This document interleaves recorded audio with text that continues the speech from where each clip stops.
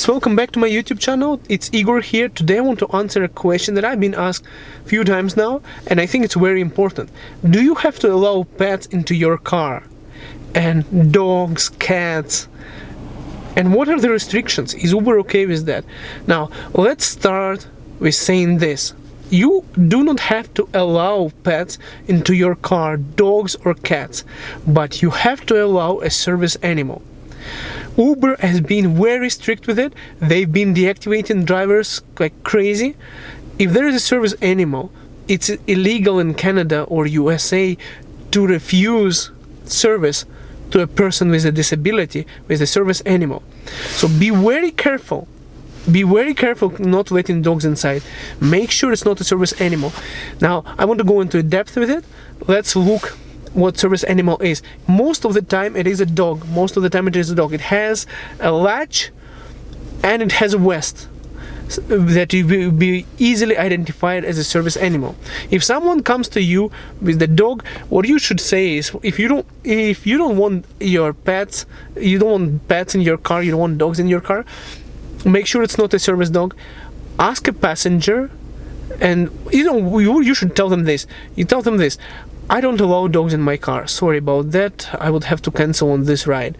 And then, if the person says okay, then it's fine. If the person comes to you and says, well, it is a service dog, then you cannot really do anything about it.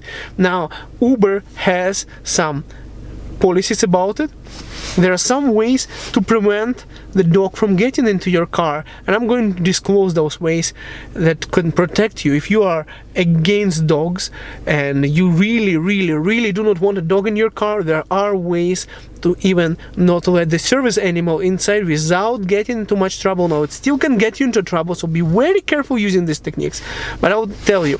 So according to Uber's policy, you do not have to allow a service animal into your car if it would do to you an undue hardship.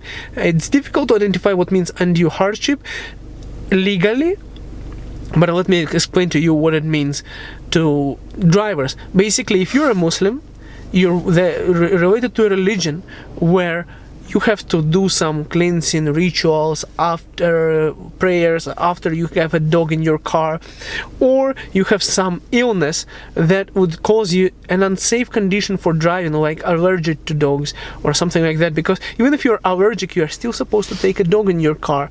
But what you can do is, if you are religious, then person, and you are a Muslim, you are basically protected by human rights legislation in Canada. And what it means is that no one can discriminate you against your human rights. So what you can do is, because if you say no and just drive away with a service animal, they can deactivate you and you'll never be able to drive for Uber again. That's what they do. It's under their sole discretion. So what you have to do in order for that not to happen, you have to get all your documents and paperwork done prior to that.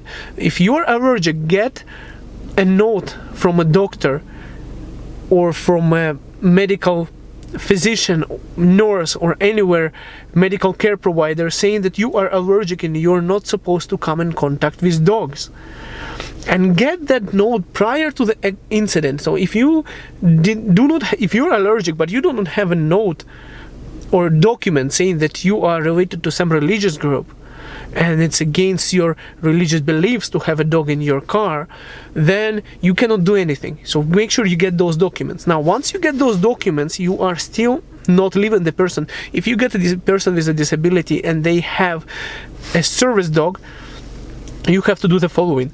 You come to that person, you explain the situation to why you do not want that person in your car, and according to Uber's policies, you have to help that person find another Uber, wait until another Uber arrives, get them inside that Uber, and then after the person left, you can contact Uber and report the incident, just so you are not going to get into trouble. Now, that's Uber's policies. That's how you can do that. I was doing a huge research. I'll leave a link to my article right under this video where I wrote everything in detail. That's going to be covering everything way more than this video does on my blog, Uber Drive Canada, uberdrive.ca. you can read more stuff there, and this video is going to be linked to that blog as well. Now, if you see anyone coming with a king size cobra, you don't have to let that person inside. If someone comes to you with a cat or some other pet, with a hamster, you don't have to let that person in your car if you don't want to. It's only service animals, and service animals are usually 99%. I don't think there are any other kinds of service animals. It's a dog. Now, we are in Canada, and even in US, people cheat. What they would do, they would get a service animal's vest on their dog and say this animal, their dog, is a service animal, even if it's not. So they are going to try to screw with you. Now, and you can also protect yourself. What can you do? First of all, don't cancel on that person. Even if you know that they're bullshitting, don't risk. You can still get deactivated. So what you have to do is you have to inform that person that it's illegal in Canada to call a dog a service dog if it's not a service dog. And in Ontario, there is a fine up to $5,000. Just drive to the destination, and after that, report your suspicions to Uber. And that's what you can do. That's number one. But before you do that, what you can also do, you can ask that person. You can ask that person to provide you with a doctor's note saying what that dog or service animal is for which disability and what it's trained for. You know, because some dogs are there to alert the person if the blood level sugar goes down, or something else to protect with the seizure, and there is a bunch of stuff. Just ask a person what the service animal is for and what disability is for. It might be not a really good question, because it might be a little bit discriminatory to a person to ask which disability that person has, but you could probably kind of ask it still.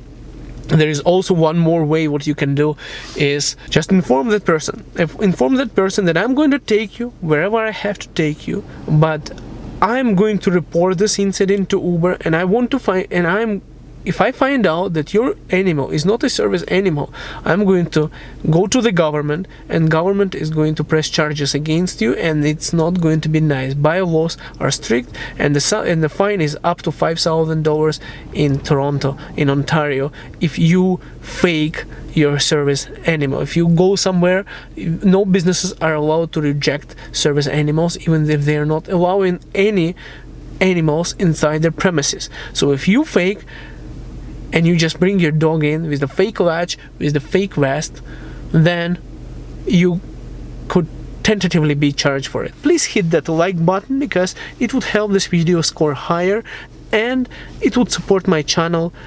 Also, do comment. The more comments you make, the more stuff I'm going to create and answer your questions. Thank you so much, guys, for watching, and have a wonderful day.